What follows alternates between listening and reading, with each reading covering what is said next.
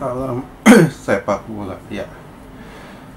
Di video ini gue akan bahas tentang match dari grup A ya. Ada grup A dan juga ada grup B.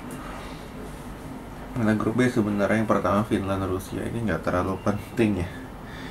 Dimana kedua tim ini sebenarnya kalau gue nonton mainnya ya gitu-gitu aja, biasa-biasa aja. Dan ya kalau gue bilang Rusia seharusnya bisa menang lebih dari 1 gol lawan Finlandia, karena Finland ini mainnya nggak kalah hancurnya juga. Cuman Rusia, kembali lagi Rusia di sini memperlihatkan bahwa ya tim ini juga bukan tim kandidat juara atau tim yang menunjukkan bahwa tim ini memang layak untuk lolos sebagai juara grup, karena penampilannya juga kalau gue bilang ya menurun dibanding tahun 2018 ketika mereka menjadi tuan rumah Piala Dunia. Sedangkan saat main di Euro ini ya Rusia mainnya ala kadarnya dan pas-pasan aja. Cuman kalau misalkan kita bicara peluang lolos ya, di grup B masih ada Rusia, Finlandia, dan Denmark sebagai pendamping Belgia. Ya kalau gue bilang ya Rusia punya peluang cukup besar juga untuk lolos mendampingi Belgia, tapi bukan sebagai juara grup. Oke? Lalu Turki ketemu Wales ya. Turki kalah lagi 2 kali match beruntun melawan Wales. Dan ini menunjukkan bahwa gak selamanya lu punya kualitas individu yang cukup bagus berhadapan dengan kualitas individu yang gak bagus tapi lu gak punya taktik. Ya di sini memperlihatkan bahwa Turki sebenarnya kalau misalkan kita lihat dari materi pemain ya, dibanding Wales, Turki ini cukup mewah. Kenapa? Di back mereka punya Soyuncu yang main di Leicester. Lalu mereka punya Çalhanoğlu, mereka punya Cengiz Under, dan mereka punya Burak Yilmaz. Sedangkan di Wales lu bisa lihat siapa sih yang jago.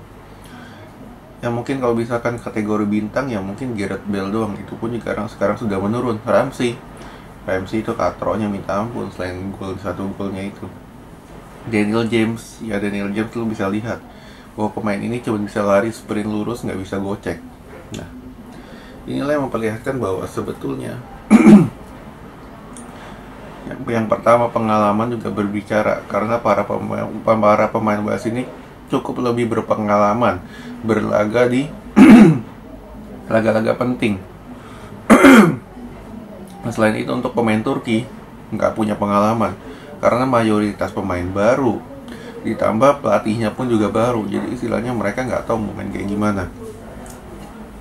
Ya, Turki kalah 2-0, dan ini juga mempertunjukkan bahwa Turki ini sebagai tim pertama yang nggak lolos ke babak selanjutnya lewat jalur runner up ataupun jalur juara grup untuk Euro ini.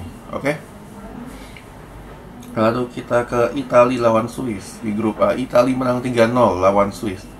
Ya, di sini juga Italia kalau misalkan gua lihat mereka tampilnya ya seperti persis ketika mereka tampil melawan Turki.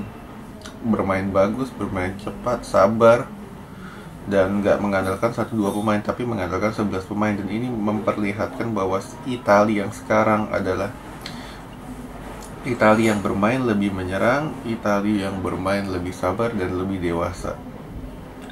Ketemu Swiss, walaupun dari segala segi kualitas individu dan taktik lebih bagus dari Turki, cuman mereka masih ya tetap tetap tenang, sabar, dan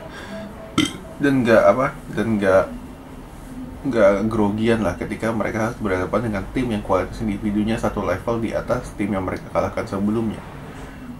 Apalagi mereka mayoritas Italia ini kan pemain baru ya untuk skuadnya, dan Italia menang 3-0 sekaligus mereka ya lolos ke babak selanjutnya sebagai tim pertama yang lolos ke babak 16 besar sebagai juara grup. Oke? Sekian dulu.